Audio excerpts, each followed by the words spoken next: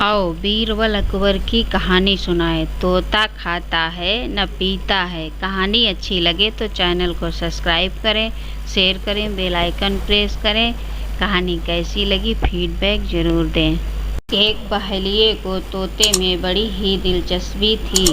वह उन्हें पकड़ता, सिखाता और तोते के शौकीन लोगों को ऊंचे दामों में बेच देता था। एक बार एक बहुत ही सुंदर तोता उसके हाथ लगा।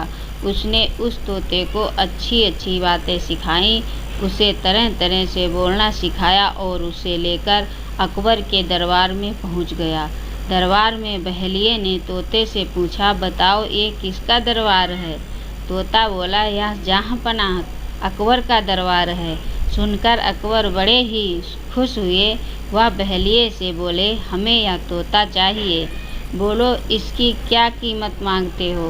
बहेलिया बोला, जहाँपनाह सब कुछ आपका है, आप जो दें वही मुझे मंजूर है। अकबर को जवाब पसंद आया और उन्होंने बहेलिए को अच्छी कीमत देकर उससे तोते को खरीद लिया। महाराजा अकबर ने तोते के रहने के लिए बहुत खास इंतजाम किए। उन्होंने उस तोते को बहुत ही खास सुरक्षा के बीच रखा और रखवालों को हिदायत दी कि इस तोते को कुछ नहीं होना चाहिए।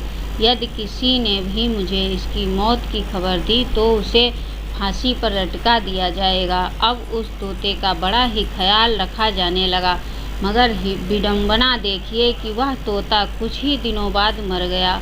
अब उसकी सूचना महाराज को कौन दे? रखवाले बड़े परेशान थे। तभी उनमें से एक बोला कि बीरबल हमारी मदद कर सकता है, और यह कहकर उसने बीरबल को सारा वृत्तांत सुनाया तथा उससे मदद मांगी।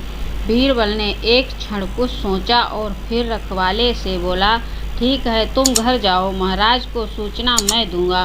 बीरबल अगले दिन दरबार में पहुँचे और अकबर से कहा, हुजूर आपका तोता। अकबर ने पूछा, हाँ हाँ, क्या हुआ मेरे तोते को? बीरबल ने फिर डरते डरते कहा, आपका तोता जहाँपनाह। हाँ हाँ बोलो बीरबल, क्या हुआ तोते को?